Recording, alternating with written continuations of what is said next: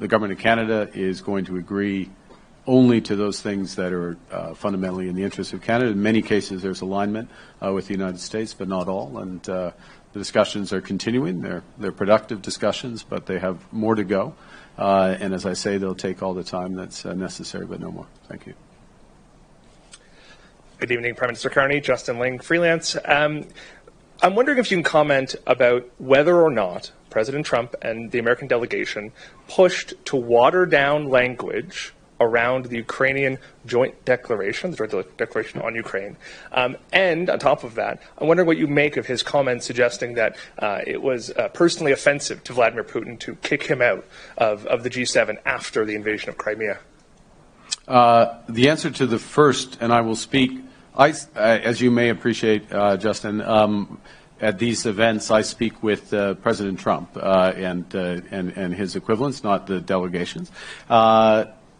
The language that's in my declaration, directly with President Trump, no adjustments from my fellow leaders. So the consensus around that language. With respect to was it personally? It was personally offensive, as to put it mildly, to the citizens of Ukraine and the inhabitants of Crimea when Russia invaded in 2014, which was the cause of their ejection from the G8. Good evening, Prime Minister. Christopher Nardi from the National Post.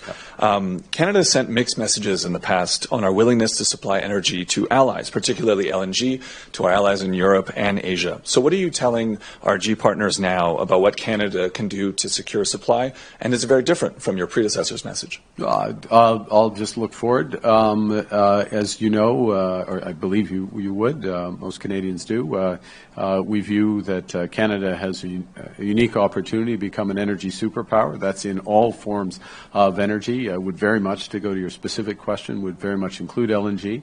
We're seeing the opening very shortly. We just had opening of one of the major LNG projects, partially Indigenous owned, as you know. LNG Canada is about to be functioning, the largest LNG investment that we've seen. There is more that's possible, and there have been a number of discussions, including here, about potential LNG partnerships. So we look to forward to those.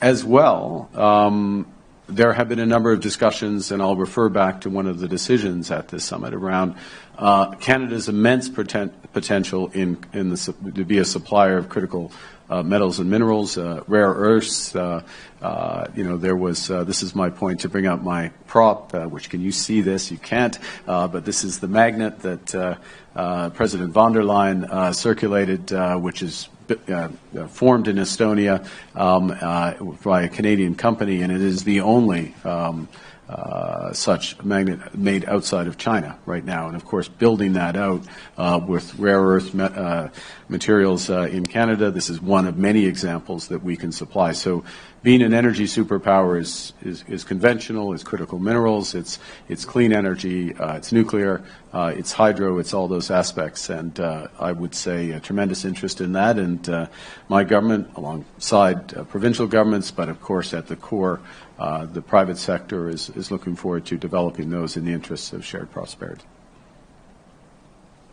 Good evening, Prime Minister. Joanna Smith with The Logic. Yesterday, President Trump, after leaving the summit, told reporters that you had discussed Canada's participation in the Golden Dome defense system. Yep. He raised the price tag to $71 billion, or zero, if Canada were to... Is that in Canadian? Or? If to per state, U.S. dollars, I believe. Well, and so that he's not the only one sharing that. He said it would be a separate deal from any tariffs deal. What can you share about that discussion and where your thinking is now on that project? Well, look, a couple of things. One is that, and part of the spirit, unfortunately, of these discussions is that the world is a much more dangerous place, and the threats that face Canada, face other countries, have shifted quite dramatically. We can see exactly, unfortunately, in very tragic respects, what's happening in the Middle East as we speak, in terms of threats from ballistic missiles, the necessary to have ballistic missile defense. Canada, our geography is less and less of a shield, of a natural shield in those respects, and Russia is an aggressor. Other hostile states are in prospect, terrorist organizations as well. We need to protect ourselves. That's part of the reason why, well, those are the reasons why we started with the over-the-horizon radar scheme with the Arctic, which is one component of a broader protection that needs to be put in place. There are many reasons why partnering in this case, not all cases, but in this case, partnering with the Americans would make sense. We certainly do already, as you know, in NORAD, and this is a potential extension of that.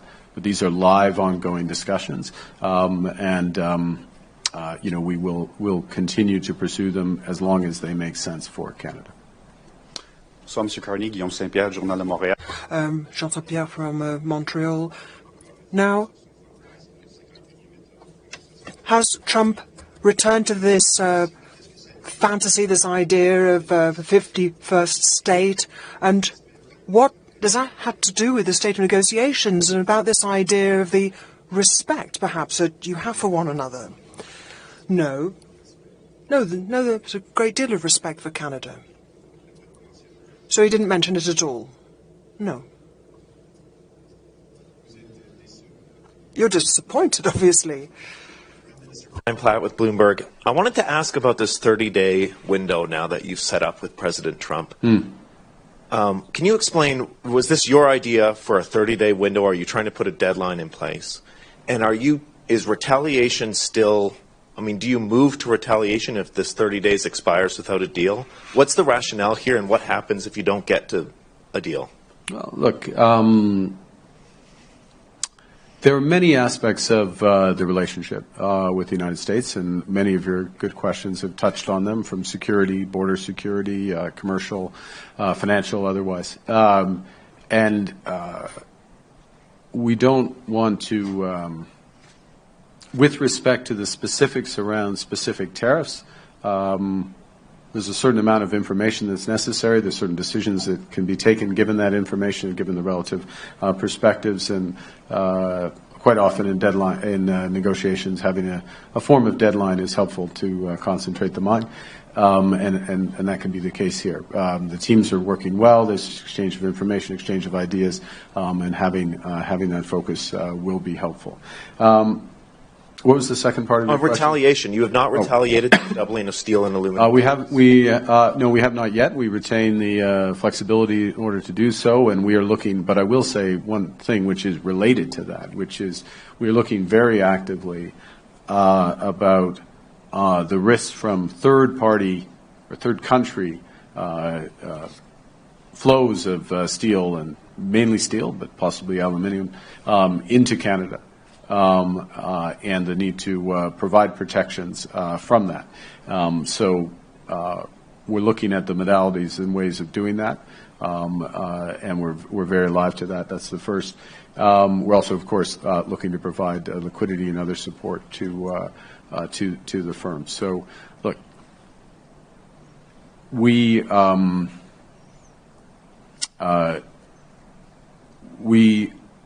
have consistently responded in the best interest of the Canadian industry and Canadian workers when there have been these illegal and unjustified tariffs put in place. We do so in a way tailored to each situation. We have multiple tools with which we can respond, and some of those, as this evolves, relate as much to other countries' potential dumping of steel, excess steel into Canada as it does the U.S. So we're looking to calibrate appropriately, but we'll do what's necessary, and in short term. And I wouldn't necessarily look to a 30-day window to in that response. Hi there, Mark Reynolds with the Globe and Mail. As the Canadian delegation and yourself have requested? Well, it's a negotiation, so that's our position. And at present, the United States may have a slightly different position, but we'll pursue one that is in the best interests of certainly Canada and aligned with U.S. interests. Thanks. Blueprint versus a full deal? On verra. We'll see. We shall see. We have a full deal. It's called USMCA. Kuzma here. If you like this video, then like, share and subscribe to ET Now.